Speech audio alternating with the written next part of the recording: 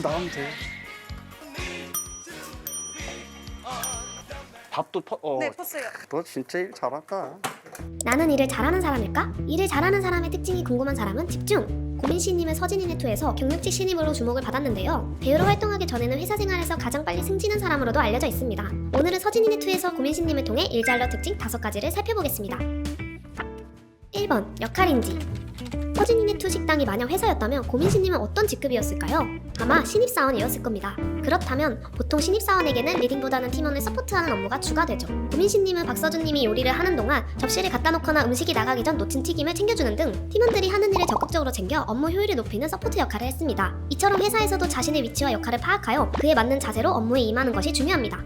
2번, 우선 업무 완료 후 협력. 고민씨님은 밥을 안 치고 설거지를 하는 메인 업무가 있었는데요. 팀원들을 서포트하기 전 우선적 업무를 다 끝내고 도와주는 모습을 볼 수 있었습니다. 하지만 고민씨님과 반대로 회사에선 우선 업무를 끝내지 않고 다른 프로젝트를 맡아 처리하지 못하는 분들이 종종 있는데요. 완료하지 못한 프로젝트는 결국 남은 팀원들이 해결하게 되면서 비효율적인 상황을 만들게 되므로 자신의 우선 업무를 정확히 파악 후 마무리를 짓고 남은 일을 처리하는 것이 효율적입니다. 3번, 업무 진행 상황 파악 능력. 팀원들과의 완벽한 팀워크를 위해선 업무 프로세스와 진행 사항을 파악하는 것이 꼭 필요합니다. 고민씨님이 서포팅을 잘했던 이유도 팀원들이 무엇을 하고 있는지, 그렇다면 나는 거기서 무엇을 할 수 있는지를 빠르게 판단하여 실행에 옮기는 모습에서 나타납니다.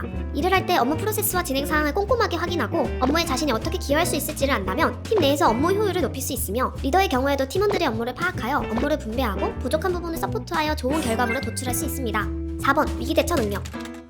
자신의 실수로 인해 주문이 밀리게 될 위기 상황에서 고민씨님은 빠르게 밥을 그릇에 옮겨 담고 바로 밥을 다시 앉혔는데요. 일을 하면서 실수는 누구나 할 수 있습니다. 대부분 처음 겪는 일이기에 당황하여 머리가 새하얘질 수도 있는데, 여기서 중요한 건 어떻게 해결하고 책임져야 할지를 생각해야 한다는 것입니다. 고민씨님처럼 차분하게 일을 해결한다면 위기를 극복하는 것은 물론이고 더 나아가 성장하는 계기가 될 수 있을 것입니다. 5번, 피드백 습관.